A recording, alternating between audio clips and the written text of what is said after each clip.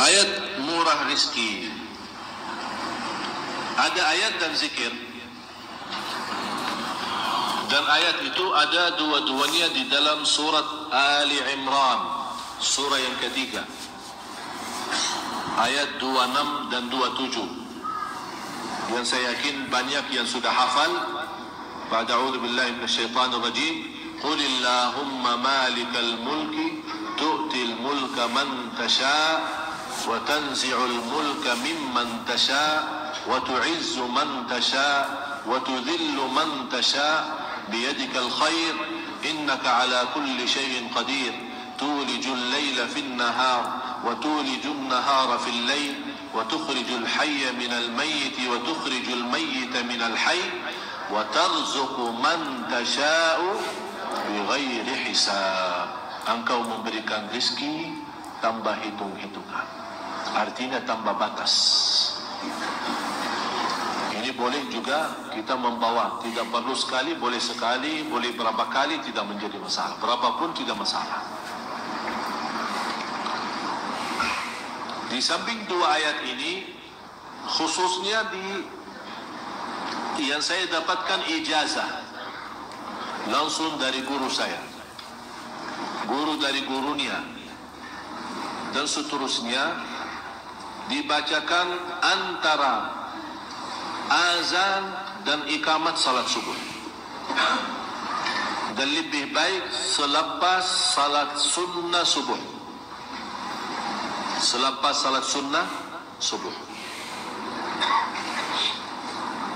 Jadi begitu anda dengar azan subuh, kemudian salat sunnah subuh 2 rakaat, dan saya selalu mengingatkan jamaah, tolong jaga salat sunnah subuh karena pahalanya sangat luar biasa.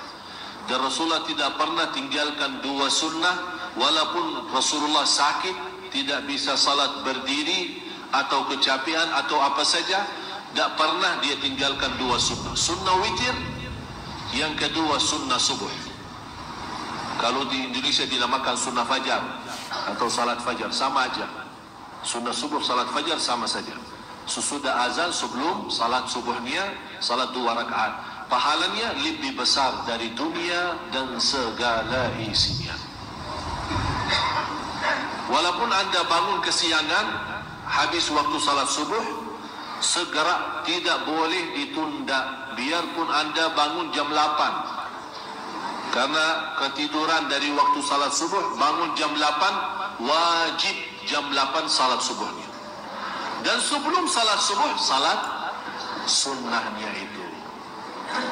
Rasulullah sallallahu alaihi wasallam bersabda di hadis yang sahih yang diriwayatkan Imam Muslim dan lainnya, man nama an salatin, dengar ya, man nama an salatin aw nasiyaha falyusalliha mata dzakaraha la kaffarata laha illa dzalik.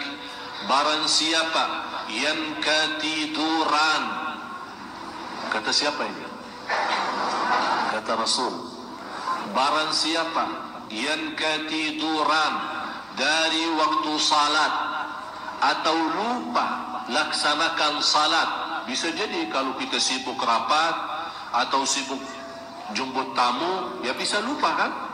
Masuk salat yang lain, ya Allah, saya belum zuhur, padahal sudah azan asar. Apa jalan keluarnya ya Rasulullah? Tolong kasih tahu. Barang siapa yang ketiduran dari waktu salat atau lupa tinggalin salat, falyusalliha, dibawakan kata fa. Fa artinya segera, begitu anda bangun tidur atau ingat, falyusalliha, segera laksanakan. Berarti di sini kalau segera laksanakan, tidak terhitung waktu, kapan saja. Tapi dalam segera, falyusalliha mata dzakaraha. Karena apa alasannya? Kenapa Rasul menyuruh? Karena tidak ada kafarah dengan dosa kita selain itu. Jadi tidak ada istilah kalau ketinggalan salat kita bayar sedekah sekian, Allah ampuni kita. Atau kita kasih uang ke pesantren mana, tolong Pak Kiai suruh anak santri salat, saya sudah lama tak salat. Tak bisa begitu. Tak ada main-main sama Allah bagi uang. Tapi kafarah ni, kalau masalah salat masa dulu, masa lalu, masa jahiliyah lah. Tahu kan jahiliyah? Jahiliyah. Kan kita semua punya jahiliyah. Tapi alhamdulillah kalau jahiliyah saya di Masjid Nabawi. Dah ada jahiliyah. Sejak kecil saya di Masjid Nabawi. Jadi masa jahiliyah kita, misal waktu kuliah atau waktu masih sekolah, ya maklumlah biasa-biasa kita suka tinggalin puasa, suka tinggalin salat. Kadang-kadang malah salat karena di depan guru, malu-malu terpaksa salat tapi tak wudu. Ya pura-pura salat di depan orang aja.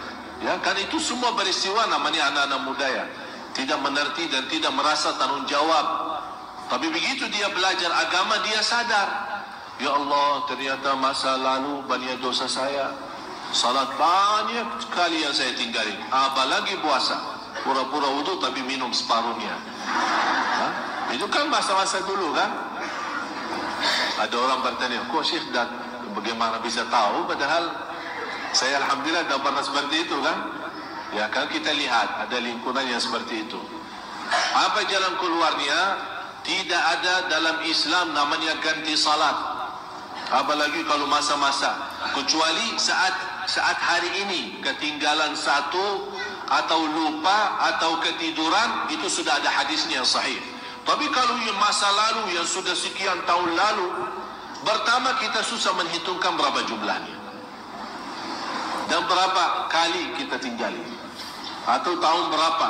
Jadi kalau mau sebut nawaitu usalli zuhur tahun 1400, yang mana sih maksudnya?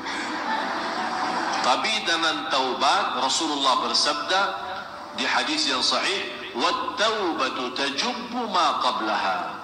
Dengan taubat yang benar, Allah ampuni semua dosa lalu. Tapi bagaimana cara orang-orang yang sudah lalu supaya Allah tidak menghukumkan atau diampuni Allah Subhanahu wa taala? Begitu Anda taubat, jaga salat 5 waktu, jangan sampai bocor lagi. Kalau begitu Anda tinggalin, akan Allah hisabkan 2 kali. Yang baru Anda tinggalin sama yang sudah lama.